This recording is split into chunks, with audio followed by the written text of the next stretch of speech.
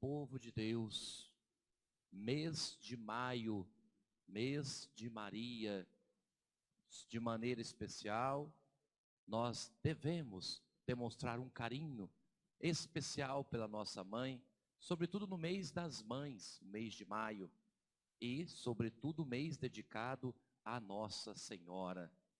É com essa proteção, com esse espírito de pessoas bem cuidadas por uma mãe que preocupa conosco, que nós animamos na nossa caminhada. A certeza de que somos protegidos pela nossa mãe. Mas não é só pela mãe. O filho também nos protege. O filho nos mostra o caminho. E o filho está pronto para nos salvar. Temos muito a aprender no caminho de hoje dessa liturgia. A primeira leitura mostra que a igreja vai crescendo e é preciso ter pessoas para ajudar, pessoas do bem que fazem o bem. Mas para ajudar de verdade e para ajudar na igreja, não pode ser qualquer um. Não é qualquer pessoa. Tem alguns critérios. É verdade que você pode ter limites, defeitos, como todo mundo, e eu também. Mas temos que ter algumas questões importantes, elementos que são indispensáveis. E o principal elemento para uma pessoa poder servir, ajudar a igreja, ajudar os outros, depende do espírito que ela tem. Espírito de porco não ajuda ninguém. Espírito de porco é um espírito confuso, desorientado, pessoa perdida. E olha que tem tanta gente que aos cinquentões ainda não sabe o que fazer da vida. E às vezes até é casado, tem família e profissão e está perdido. Espírito de porco não pode ajudar. Mas ali a leitura diz para nós que as pessoas escolhidas eram repletas do espírito de sabedoria. Ao contrário do espírito de porco. Sabe o que fazer, sabe pensar, rezar antes de fazer. Nós precisamos um pouco estar repletos desse espírito, porque é com o Espírito Santo repleto em nós que nós acertamos nas nossas atitudes, nós acertamos nas nossas decisões. É preciso ter sabedoria de Deus. Para ter sabedoria de Deus tem que rezar mais. Para ter sabedoria de Deus tem que aproximar mais de Deus, já diz a segunda leitura. É bem verdade que livros, vídeos, as nossas escolas, nos ajudam a desenvolver o nosso intelecto. Mas para abrir a inteligência, só Deus. Para abrir a inteligência, a nossa sabedoria, só Deus. Sabedoria é mais que inteligente.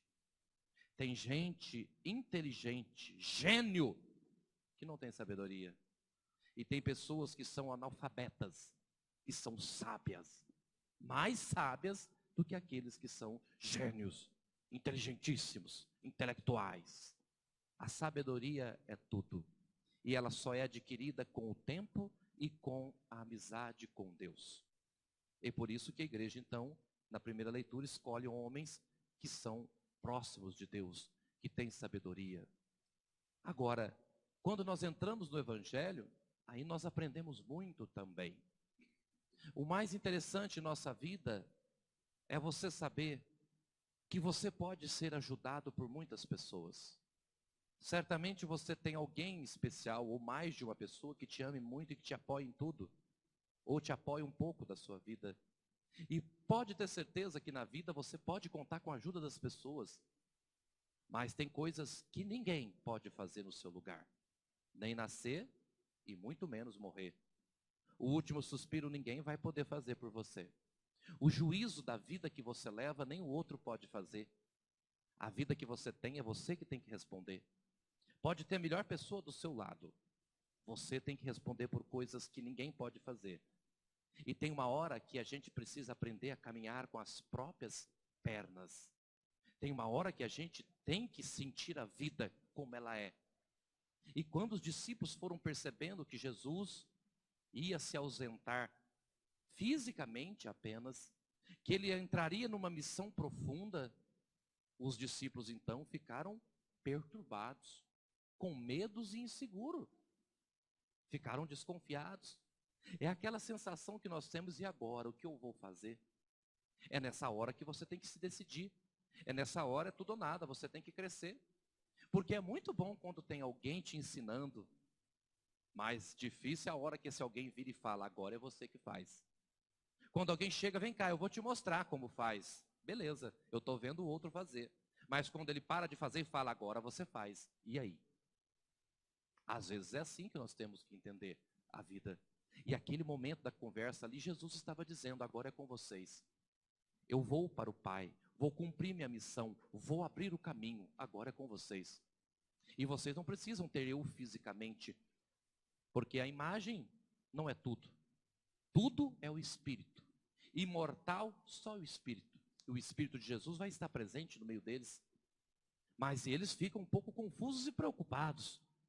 Então Jesus dá uma palavra de ordem. Não se perturbe o vosso coração. Jesus dá uma garantia da presença dele entre nós. A melhor hora de ser fiel é quando você está longe. Ninguém é fiel quando está do lado. Isso não é fidelidade. Isso é bom senso. Você está do lado da pessoa que você diz que ama. Isso não é fidelidade. Isso é companhia, é bom senso, é educação. E você não dá nenhuma demonstração de coisas indevidas, é apenas um respeito. Não é fidelidade. A fidelidade se dá na ausência, distante. Quando aparentemente você está longe da pessoa amada, mas não está, porque ela está em você, dentro de você. Quando você está aparentemente longe da pessoa amada, é aí que se mostra fidelidade ou não. A fidelidade se dá na distância. E é aí que Jesus mostra para eles o pulo do gato, digamos o ditado. Aonde que está o ponto central? Ser fiel a Jesus mesmo quando você não o vê. Ser fiel a Jesus mesmo quando ele não está fisicamente presente, mas espiritualmente presente. As pessoas que você diz que ama, impossível elas ficar para sempre na sua vida, só tem um jeito. Se você não morrer primeiro, é claro. O único jeito delas ficar para sempre na sua vida é dentro de você, no peito, no que você aprendeu dela, no espírito dela. Levar aquilo que foi aprendido. Porque com o tempo todo mundo passa. E as pessoas que nós amamos, sobretudo as que vêm primeiro de nós, na ordem natural, as pessoas que vêm primeiro, que nascem primeiro, são as que morrem primeiro, são as mais velhas, naturalmente. Posso morrer de acidente, doente, com 30 anos, posso. Mas na ordem natural, morre primeiro quem nasce primeiro, os mais velhos. Então, e essas pessoas, quando elas morrem, elas acabaram? Foram esquecidas? Não. Depende do espírito. Depende do que você aprendeu. Depende do que você vai colocar em prática. Porque as pessoas que a gente ama se tornam imortais na medida em que você continua o que aprendeu. E é o que Jesus diz, não perturbeis. Eu estarei no meio de vós, continuem o que eu fiz. O caminho é só seguir. O caminho está feito. Agora vocês têm que... O caminho não está feito, está aberto. Agora vocês têm que caminhar. Mas como sempre, tudo na vida, tem aquelas pessoas que são lentas, lerdas, como Filipe. Mas mostra-nos o Pai. Então Jesus diz, mas Filipe, você ainda não percebeu que eu levo ao Pai? Que eu estou junto do Pai? Como você diz, mostra-nos o Pai? Filipe ainda não tinha percebido que tudo que Jesus fazia revelava o Pai. Às vezes acontece isso com a gente. Muitas coisas já aconteceu e a gente não viu. A gente pede o milagre que já ganhou de Deus. Pede as coisas que a gente nem precisa para Deus. Pergunta coisas para Deus que nem deveria perguntar. Sobretudo quando falamos, por que estou passando por isso? Na maioria das vezes você sabe por que passa o que passa. São suas escolhas. Mas nós perguntamos a Deus coisas que não precisaria. E aí Deus certamente nos fala como Jesus. Tanto tempo comigo e não me conheceis?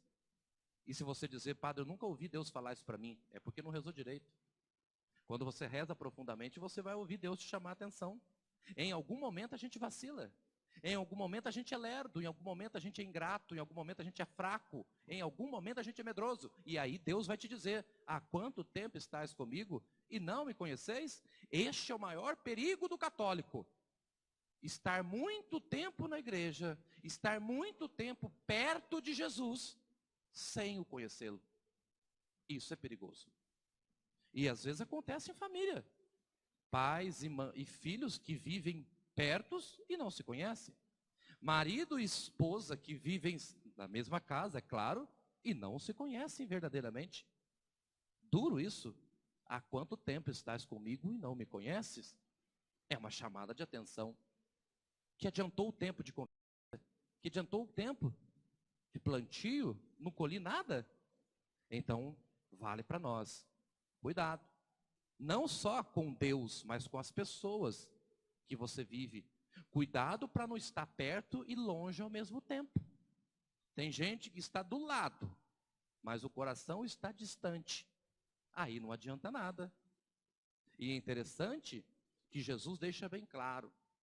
Quando Tomé, perguntador de tudo, cheio de dúvidas, que caminho é esse? Nós não sabemos para onde vai. Então Jesus diz: eu sou o caminho, eu sou a verdade e eu sou a vida. Como eu disse na outra missa domingo passado, não tem jeito, mesmo no inferno você tem que caminhar. A regra é caminhar sempre, sentado nada acontece. E por isso nós temos que aprender. Tem uma oração eucarística, a quinta, que diz: a resposta é sempre essa: caminhamos na estrada de Jesus, caminhamos na estrada de Jesus. Será? E se você caminha na estrada de Jesus, está preparado? Você sabe o que te espera? A estrada mais difícil é a estrada de Jesus, mas é a única que te garante a vitória verdadeira. É a única que te leva ao céu. É a única que vale a pena. É a única que não vira pó. É a estrada de Jesus. É a única. Mas é a mais difícil e, como diziam os antigos, a mais custosa. Porque amar dá trabalho. E na estrada de Jesus se tem muito amor. E amor até a última gota de sangue. Nós temos que caminhar na estrada de Jesus e não pegar outros atalhos, outros caminhos aparentemente mais fáceis. Cuidado com os caminhos que parecem fáceis. A porta do inferno é larga, a do céu é estreita. Pode ter caminho mais fácil, mas é preferível ir pelo caminho de Jesus. Eu sou o caminho, a verdade. Só é possível fazer um caminho bom se tiver verdade. Verdade no mundo de tanta falsidade, de tanta mentira, é preciso buscar a verdade. A mentira leva para o inferno. E nós precisamos, sim, ser pessoas que busquem a verdade, custe o que custar. E por fim, quem caminha na estrada de Jesus, quem encontra a verdade, tem a vida plena. Quem não sabe para onde vai, não tem caminho nenhum, aliás, tem um ditado que diz isso: quem não sabe para onde vai, qualquer caminho serve. Então qualquer caminho que te apresenta, você entra, igual louco. Pois é, quem não tem caminho, não sabe o que fazer da vida, não vive na verdade, está morto e não sabe que morreu. E por isso que nós temos que viver o caminho, a verdade e a vida. Para alcançar a vida, é preciso caminhar com Jesus e acolher a verdade. A questão é, hoje nós temos muito achismo. A igreja diz uma coisa, o evangelho diz, e aí as pessoas elas acham que tudo elas podem dizer. Mas eu acho, mas na minha opinião, mas eu não concordo. Não é aula de filosofia, não é debatezinho, não é adolescente batendo boca. Doutrina, evangelho, você aceita ou não?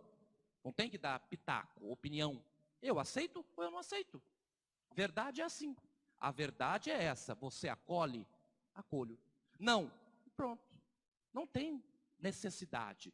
Não é espaço para debate. A verdade é a verdade. Para essa questão, essa é a verdade.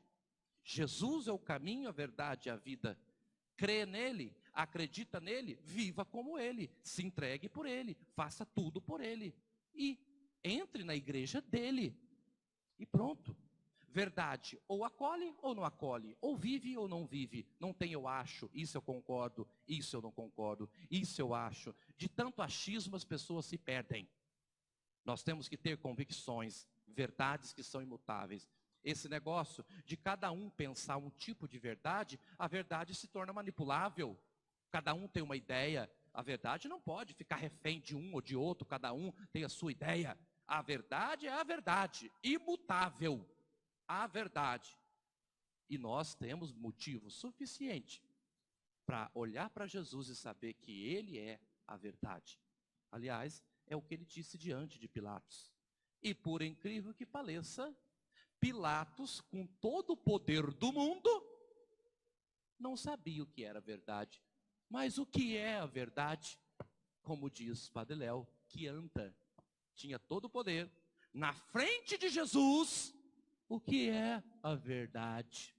Com Jesus na cara dele. Ele não percebeu? Nós temos que tomar muito cuidado.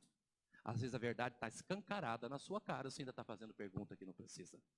É isso que nós temos que tomar cuidado. Eu sou o caminho, a verdade e a vida. Ninguém vai ao Pai senão por mim. Amém.